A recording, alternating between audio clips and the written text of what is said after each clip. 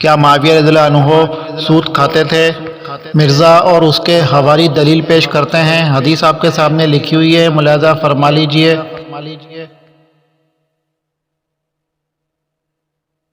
حضرت معاویہ رضی اللہ عنہ نے سونے یا چاندی کا برتن اس سے زیادہ وزن کے ساتھ بیچا، اور حضرت ابو الدرداء رضی اللہ عنہ نے فرمایا، میں نے رسول اللہ صلی اللہ علیہ وآلہ وسلم سے سنا ہے، آپ علیہ السلام اس طرح کی تجارت سے منع فرماتے تھے مگر یہ کہ دونوں طرف سے برابر ہو، یعنی کمی بیشی نہ ہو۔ حضرت معاویہ رضی اللہ عنہ کہنے لگے، میں تو اس میں کوئی حرج محسوس نہیں کرتا۔ حضرت ابو الدرداء رضی اللہ عنہ کہنے لگے، کون ہے جو معاویہ رضی اللہ عنہ کے خلاف میرے عذر کو قبول کرے؟ میں اسے رسول اللہ صلی اللہ علیہ وآلہ وسلم کا فرمان سنا رہا ہوں اور وہ اپنی رائے بتا رہے ہیں۔ پھر حضرت ابو الدرداء رضی اللہ عنہ کہنے لگے، میں آپ کے ساتھ اس زمین میں نہیں رہوں گا جس میں آپ موجود ہیں۔ پھر حضرت ابو الدرداء رضی اللہ عنہ حضرت عمر رضی اللہ عنہ کے پاس آئے اور سب کچھ تذکرہ کیا تو حضرت عمر رضی اللہ عنہ نے حضرت معاویہ رضی اللہ عنہ کی طرف خط لکھا کہ اس طرح تجارت نہ کریں۔ روا مالک فی الموطا 1848 اولن، یہ روایت سخت ضعیف ہے کیونکہ عطا کا ابو الدرداء سے سما ثابت نہیں، جیسا کہ علامہ ابن عبد البر رحمۃ اللہ علیہ لکھتے ہیں۔ عربی آپ کے سامنے لکھی ہے، ملاحظہ فرما لیجئے۔ ظاہری طور پر یہ روایت منقطع ہے کیونکہ عطا کا ابو الدرداء رضی اللہ عنہ سے سما کے حوالے میں سے کچھ نہیں یاد رکھتا۔ میں سمجھتا ہوں کہ اس نے کچھ نہیں سنا۔ التحمید لما فی الموطا من المعانی والاسانید، جلد نمبر 4 صفحہ نمبر 71۔ ثانیاً اس روایت کے بارے میں علامہ ابن ابو البر رحمۃ اللہ علیہ لکھتے ہیں اس روایت کے بارے میں علامہ ابن عبد البر رحمۃ اللہ علیہ لکھتے ہیں، حدیث آپ کے سامنے لکھی ہے، ملاحظہ فرما لیجئے۔ ابو الدرداء رضی اللہ عنہ کے اس قصے کو اہل علم نہیں جانتے سوا زید بن اسلم ان عطا بن یسار سے۔ بعض اہل علم نے تو اس کا انکار کیا ہے کیونکہ یہ قصہ اس قصے کے مشابہ ہے جو معاویہ رضی اللہ عنہ کا عبادہ بن صامت رضی اللہ عنہ کے ساتھ پیش آیا تھا، جو کہ صحیح مشہور اور محفوظ ہے۔ التمہید لما فی الموطا من المعانی والاسانید، جلد نمبر 4 صفحہ نمبر 72۔ اس واقعے کی طرف ابن عبد البر نے اشارہ کیا ہے، اس واقعے کے الفاظ یہ ہیں، حدیث آپ کے سامنے لکھی ہے، ملاحظہ فرما لیجئے۔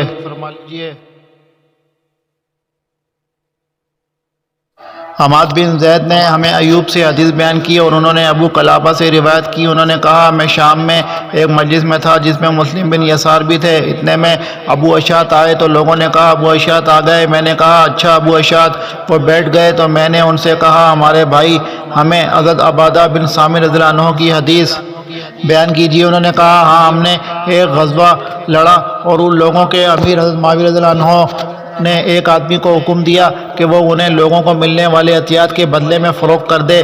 جب عطیات ملیں گی تو قیمت اس وقت درہم کی صورت میں لے لی جائے گی۔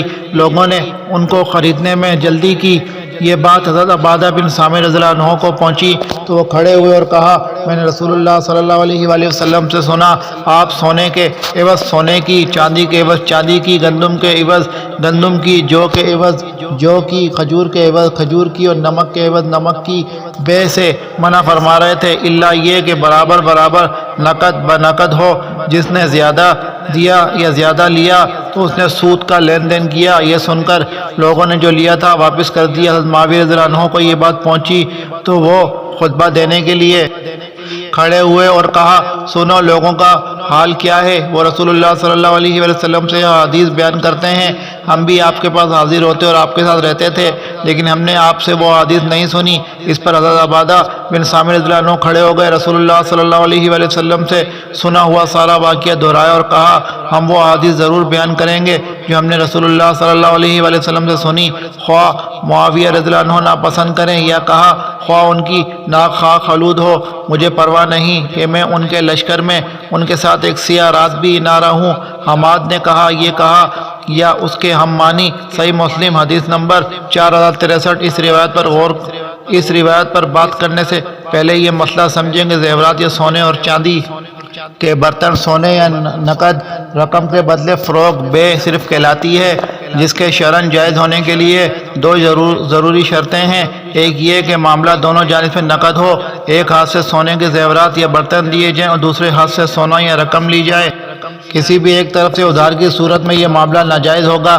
دوسری شرط یہ ہے کہ ایک جنس کا جب تبادلہ ہو رہا ہو، یعنی سونے کی سے تجارت ہو رہی ہو، تو بے اس وقت جائز ہوگا جب طرفین کی طرف سے وزن برابری کے ساتھ دیا جائے۔ ہاں اگر جنس تبدیل ہو تو کمی بیشی کی اجازت ہے، جبکہ حضرت معاویہ رضی اللہ عنہ اور کوئی دیگر صحابہ کا موقف یہ تھا کہ مذکورہ دو شرطیں نہ ہوں یا ان میں سے ایک نہ ہو پھر بھی بے جائز ہے، کیونکہ منع والی احادیث ان تک نہیں پہنچی تھیں، جیسا کہ مذکورہ حدیث میں معاویہ رضی اللہ عنہ کے یہ الفاظ واضح موجود ہیں کہ عربی آپ کے سامنے موجود ہے، ملاحظہ فرما لیجئے کہ ہم بھی نبی صلی اللہ علیہ وآلہ وسلم کے ساتھ رہے ہیں، لیکن ہم نے آپ سے اس بات سے منع نہیں سنی۔ معزز قارئین، اسلام نے یہ قانون وضع کیا ہے کہ جب کسی شخص کو کسی مسئلے کا علم نہیں تو اس مسئلے پر اس کا مواخذہ نہیں کیا جاتا۔ معزز احباب، اگر اس طرح کی تنقید کرتے جائیں تو حضرت علی رضی اللہ عنہ بھی نہیں بچیں گے۔ مندرجہ ذیل حدیث پر غور فرمائیں، حدیث آپ کے سامنے لکھی ہوئی ہے، ملاحظہ فرما لیجئے۔ ان سے کرما نے کہ علی رضی اللہ عنہ نے ایک قوم کو جو عبداللہ بن سبا کی متبع تھی اور حضرت علی رضی اللہ عنہ کو اپنا خدا کہتی تھی، جلا دیا تھا۔ جب یہ خبر حضرت عبداللہ بن عباس رضی اللہ عنہما کو ملی تو آپ نے کہا کہ اگر میں ہوتا تو کبھی انہیں نہ جلاتا، کیونکہ نبی کریم صلی اللہ علیہ وآلہ وسلم نے فرمایا ہے کہ اللہ کے عذاب کی سزا کسی کو نہ دو، البتہ میں انہیں قتل ضرور کرتا، کیونکہ نبی کریم صلی اللہ علیہ وآلہ وسلم نے فرمایا ہے جو شخص اپنا دین تبدیل کر دے اسے قتل کر دو۔ صحیح بخاری حدیث نمبر 3017۔ مرزا صاحب، اب اگر کوئی نازبی اٹھ کر کھڑا ہو جائے اور کہے کہ حضرت علی رضی اللہ عنہ نے حدیث کی مخالفت کی ہے تو آپ کیا کہیں گے؟ ہم تو ان نازبی کو منہ توڑ جواب دیں گے اور کہیں گے کہ گستاخی علی رضی اللہ عنہ کی گستاخی مت کر۔ علی رضی اللہ عنہ کو اس حدیث کا علم نہیں تھا، تبھی انہوں نے ان کے مرتدین کو جلانے کا حکم دیا تھا۔ ہمارا ایمان ہے کہ جان بوجھ کر حضرت علی رضی اللہ عنہ محمد رسول اللہ صلی اللہ علیہ وسلم کے حکم کی نافرمانی کبھی نہیں کر سکتے، جبکہ جس مسئلے کی وجہ سے مرزا صاحب حضرت معاویہ رضی اللہ عنہ پر تنقید کر رہا ہے، اس طرح کا فتویٰ تو حضرت ابن عباس رضی اللہ عنہما اور ابن عمر رضی اللہ عنہما بھی دیتے تھے، جیسا کہ ابن عباس رضی اللہ عنہما کی روایت بخاری شریف کے اندر موجود ہے۔ حدیث کی عربی آپ کے سامنے لکھی ہوئی ہے، ملاحظہ فرما لیجئے۔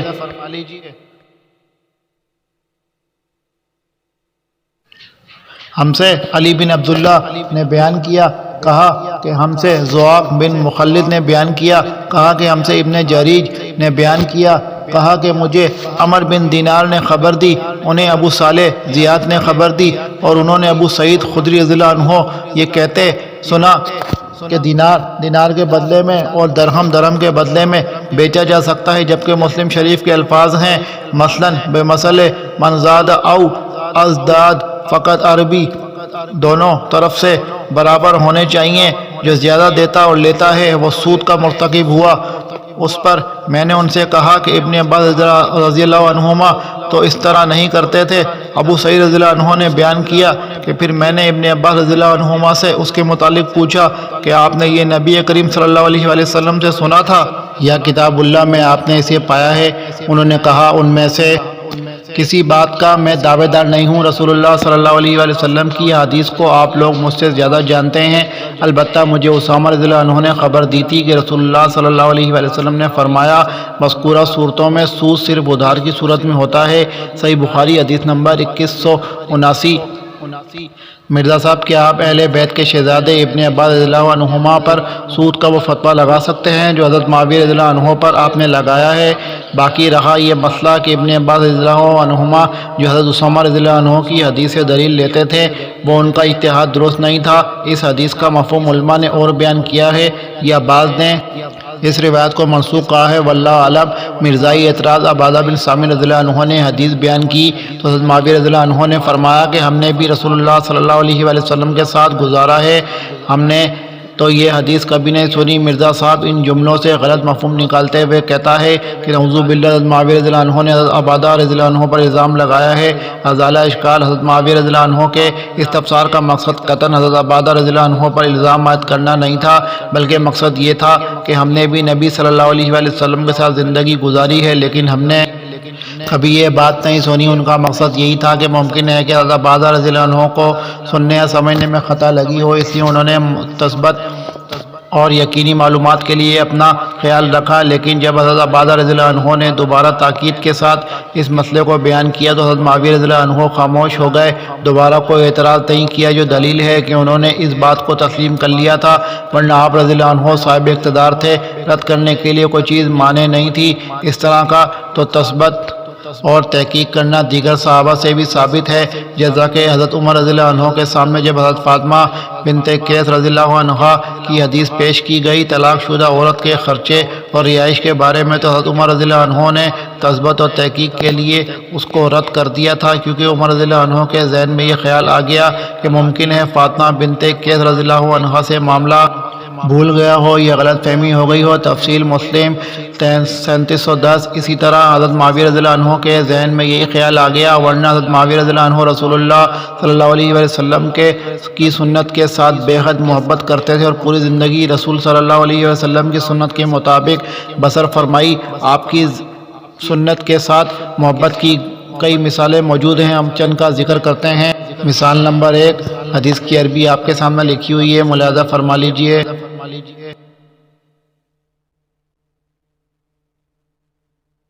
معاویہ رضی اللہ عنہ نے مغیرہ بن شعبہ رضی اللہ عنہ کو لکھا، مجھے رسول اللہ صلی اللہ علیہ وسلم کی وہ دعا لکھ کر بھیجو جو تم نے نبی کریم صلی اللہ علیہ وسلم کو نماز کے بعد کرتے سنی ہے۔ چنانچہ مغیرہ رضی اللہ عنہ نے مجھ کو لکھوایا، انہوں نے کہا کہ میں نے نبی کریم صلی اللہ علیہ وسلم سے سنا ہے، نبی کریم صلی اللہ علیہ وسلم ہر فرض نماز کے بعد یہ دعا کرتے تھے، لا الہ الا اللہ وحدہ لا شریک لہ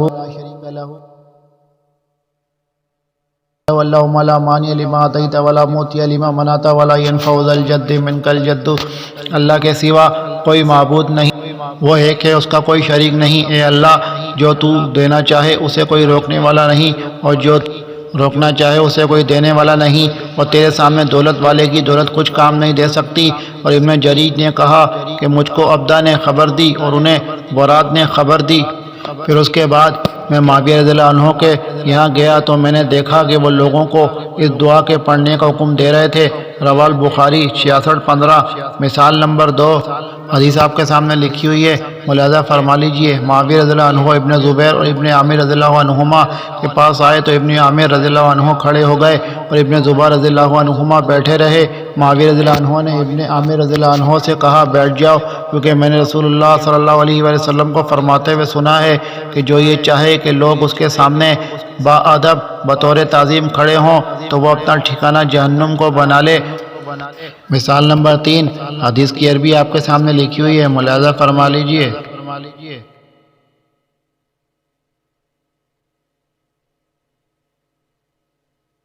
معاویہ رضی اللہ عنہ اور رومیوں کے درمیان ایک متعین وقت تک کے لیے یہ معاہدہ تھا کہ وہ آپس میں لڑائی نہیں کریں گے۔